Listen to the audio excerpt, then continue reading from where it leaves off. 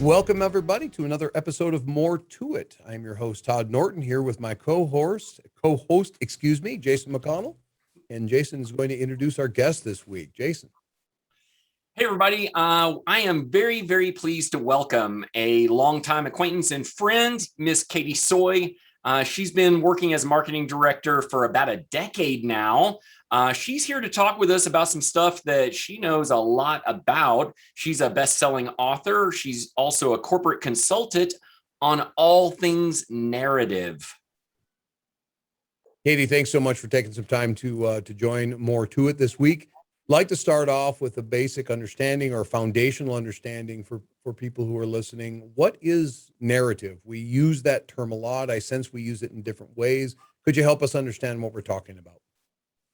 Yes, thank you both so much for having me on. It's a pleasure and an honor to be here. And I love this topic. So just putting it in a real simple terms, I would say that a narrative is, an account of events. It's essentially a story, right? When we talk about narrative, we're talking about, storytelling. We're talking about this old art of sharing information. That's how history was passed down for a long time, right? This is how we teach and how we understand things.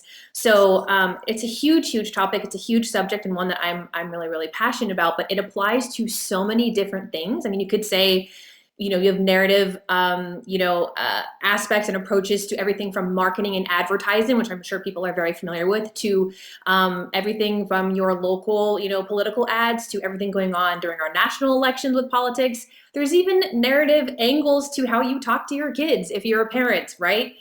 So really, this art of storytelling or the art of this narrative approach is something that I think we're all really familiar with and used to, that we see in everyday life, really in any direction. Okay, so thank you for that. I think that gives a really solid foundation for what we're getting at, but I was really hoping we could back up for just a minute and unpack some of the stuff you were saying. Okay, so what would be an example of, some corporation who's trying to establish a narrative and then, curate it or manage it or something like that? What does that look like? Yeah, that's a great question. So I think that this applies to corporations in many different ways. I think one of the most kind of foundational would be, regarding the brand, right? There's a narrative, there's a story about the brand. What does the company stand for?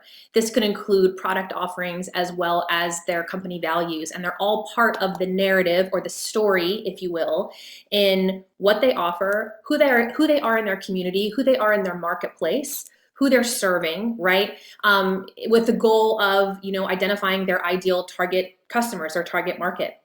You can also look at the art of narrative or this discussion of narrative approach in, the different marketing approaches that companies take about various products. So if you've got, different mortgage companies, for example, you're going to have different companies in the industry who are competitors that have different narratives, different stories about who they help and who they're there for. So an example would be, you've got Rocket Mortgage, right? That's come up in the ranks over the last 5 years as we're here for the millennial home buyer. It's not that they don't serve all home buyers, but they have just niched into that market of we're here if you're comfortable with online applications and not going in person to a branch, right? They've leaned into that narrative and that story for that, not just in their company, but for that particular market, for those products. So that's the way that it applies to corporations. There's obviously a very nuanced discussion that we could have. And I think with marketing and advertising, obviously you see this everywhere. You see the narrative in Apple, TV commercials about their phones and who their phones are for, right? You see community, you see connection around the globe. You've got folks in cities all around the world that are connecting to aunts and grandmas on the phone, right? And then you see, Samsung commercials take a different approach, and sometimes they're even kind of, interestingly enough, sort of competitive in making fun of each other's narratives, which gets that's very meta, right? And so that would be an example, even kind of going further down this rabbit hole of, yes, Apple has their brand story, their brand narrative, their company narrative, but then they also are applying certain narratives and storytelling arcs to their specific products. One of the things I'd like to pick up on, appreciate that. One of the things I'd like to pick up is you had mentioned early on, sort of discussing the conceptualization or the definition of narrative is a way to assemble facts. Right? Yes. Sort of we have, and what strikes me is I'm wondering, and I'm hoping you could help me understand this, is that when you look at, I'll take political factions as an example, right? We could lean into understanding political factions to help us understand this. And Jason had talked of, a little bit about governance during one of our episodes, right? That when I look at social media, for example, I could look at the same incident and I can read one set of narratives, and people are assembling facts to come to conclusion A, and right, that X facts line, all these facts lined up to clearly demonstrate A, whatever A is. And there's another faction or group of folks who see that as clearly representing Z, right? I mean, they couldn't be more, and maybe A and Z aren't actually the best examples, right? Maybe like spaghetti and candy bar are the best. I mean, they're just two so opposite worldviews. Is there a danger? I don't mean a danger, but I mean, how do we manage that dynamic? That is such an important question. It's something that I think more people should be asking. I think this is something that our kids should be, learning to ask as well. Growing up, I know I certainly was not looking at things this way until I started studying media and PR and communications in college. So I think that's a great question. That's also a huge question. So let me start with storytelling, narrative structure. Is there to give an account of events.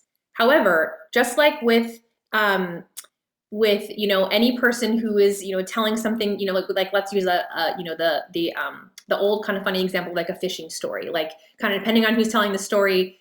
Yes, the fish was caught, that's a fact. But then if Uncle Pete's telling the story, maybe it was a huge fish and it was hours and hours and kind of wrestling with the fish. But then if, his brother's there, Uncle Joe's like, no, it was a really small fish. It was 10 minutes, right?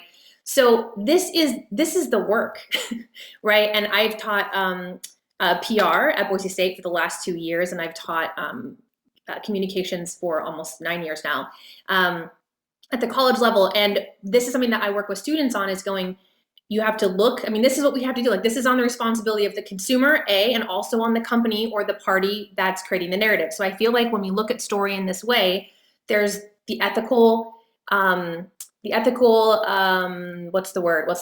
responsibility of the storyteller, the person creating the narrative structure. So Rocket Mortgage, or, pick your company, Apple, Samsung. And then there's also a responsibility, I believe, on the consumer to go, where are the facts in this fishing story? And what do I think are the embellished kind of those exaggerated details, which is really funny when you're talking about fishing stories with Uncle Pete and Joe. It's less funny when you're talking about completely different PR spins or media spins of current event situations, right? That's less funny, and it gets a lot more hard and a lot more divisive, which we're seeing all over right now. We're seeing the highest levels of division in the country in years. I don't have to tell you guys that, but this is where we get into this discussion. Can it be dangerous? Absolutely. This is why there are fines and commissions in place to make sure that ethical advertising, standards exist, right? You can get fined if you are lying about your product. At the same time, if I look at an Apple commercial and a Samsung commercial, and I'm really going to dig for those facts, the facts are pretty similar, right? The products are very similar. The mortgage, loan at Rocket Mortgage versus Bank of America, pretty similar. Those are government regulated products, right? They're pretty similar. It's the spin, it's the narrative, the story that's going to draw me, and I'm going to identify with it as a consumer, or I'm going to not. So to answer your question, that's a long answer to your question. I don't know if I answered it, but I believe, this is why we have, branding agencies and PR companies coming in. And this is also why we have parents talking to teenagers right now, watching the news, going, how do we make sense of these stories that we're all seeing totally different versions of, depending on which channel you're on. Thank you. Thank you so much. Jason. I agree, Katie. Thank you. I think that's a really great overview of the conundrum that a lot of us find ourselves in. I was kind of thinking, as you were talking to us, I was thinking about all of the examples that crossed my mind, from politics to commercial products to, something else. It is everywhere. Like, once you start thinking about this, you're going to be looking at the billboard by the side of the road on your way home from school. You're going to be looking at your product at the grocery store. Oh, this is all a story. This is all a narrative. It seems to me as though the narrative management phenomenon is creeping into more corners of life than it used to live in. Is that right? Or am I just off on that?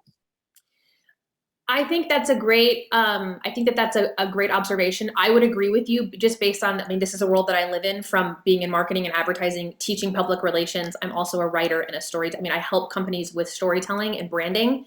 So this is my world, and I like to think that this is my whole world because this is where I like to be. So I think that that's true, not just because of my own biases, but also because of, I mean, look at, I mean, we've mentioned that kind of the division we're seeing as a country right now. That is not going away. I mean, those levels of division have just continued. We're all feeling, I mean, we're seeing it in the news, we're seeing stats, we're also feeling it at holiday dinners, at holiday events with our families. And we're seeing the different perceptions of the narrative, perceptions of the story, right, that we're being sold. And we're all having to go, here's that fact in the phishing story, right? And then here's what I think about it. Then you have to kind of extrapolate your own thoughts and your own, what opinions align with your identity, your belief system, right? And I'm doing that as a consumer when it comes to a product. Do I want to be the Apple person or the Samsung person, right? It's all, identity marketing is hugely all about, targeting those stories of the people you're trying to sell to. And that's a lot of branding. But then also with politics right now, with our education system, with huge topics we're seeing across the globe, we're having to go, what's the fact? Take out all of, the story from either side and then make decisions based on what we're aligned with. And that all gets very, very messy. And it feels even more messy when it comes to things like politics, like our kids, in school, as opposed to, product-based marketing or advertising. Yeah, I appreciate the distinction. I was thinking about an old commercial series of Mac versus Microsoft, right? Where the Mac person was a young, Yes. sort of hip individual and talked about all the cool things that he could do, whereas the person representing Microsoft, right, was sort of an older, boring, right, sort of individual. And in that space, having that sort of division over Mac versus Microsoft doesn't bother me so much. Having, right, this level of division in Democrat versus Republican or conservative versus liberal or whatever that division might be somehow feels more significant to me. I think it feels more significant to all of us. I would agree with you as well. And I think it's because it's much more personal. And I think, if I may, I talked earlier about kind of the ethical responsibility of the storyteller or the company, the brand, the politician, whatever that is. And then also the person that's on the other side of this, right? The person that's seeing or watching or interacting with the narrative, the customer, right? The Apple or Samsung customer, the person experiencing these things at a political level in the country. That is it feels much more personal and maybe scary, maybe messy. And I think part of it is because there's also, in my opinion, if I can describe this concisely, a third party side to this, because now we're having these really, really staunch opinions of third party people. So your Uncle Joe, let's go back to Uncle Joe and Uncle Pete, who are not real people. I don't know where that came from. They're going to say, okay, so here's the story from Apple or Samsung, right? And Uncle Joe's going to go, well, I'm an Apple person. So that he's going to go with that story, that narrative, that identity that aligns with Uncle Joe. Maybe he's more hip and more cool. We don't know. And then he's now spinning a story in his own mind about the identity of Uncle Pete, who has chosen Samsung. So now we have a story about the story or a narrative about the narrative, right? And then this person is they're assigning their thoughts and opinions about Uncle Pete, right, to this other person, which may or may not be true. And I think that is where we feel a lot of danger and a lot of weight, emotional weight right now in the country, is that there's a lot of really, really strongly juxtaposed opinions about people going, well, because you are going with this story, that means that you're XYZ. And I don't think we can ethically always make those leaps. I know I don't love it when somebody goes, oh, you have an Apple, so you must not like, the Samsung. Like I can make more custom features on my Samsung, so you must like more, right? Like that's the argument. My Samsung friends are like, well, all right, you're an Apple person. They're for basic users, whatever. Well, no, that's fun and joking when it comes to my phone, but it's not when it comes to what I believe about my country, my identity, my family, the rights of humans around me. And so I think you have this sort of third-party story concept that we're all feeling the weight of right now. I think that is absolutely fascinating. And I am so sorry to be the bearer of bad news, but you've just sparked about a gajillion other things I want to ask you. And unfortunately for this segment, we got to take a break from talking with you. Katie, thanks so much for sharing all of these really awesome bits of insight with us and our audience. We hope to visit with you more very, very soon. Thanks, Katie. Thank you so much for having me. I did warn you, gentlemen, at the beginning. It was a big question, big topic. So I appreciate You did. We were Thanks for warned. having me.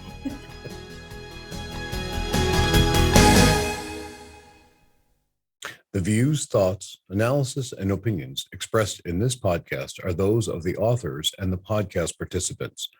They do not necessarily reflect the opinions or views of Boise State University, the University of Wyoming, the Idaho State Board of Education, or the University of Wyoming Board of Regents.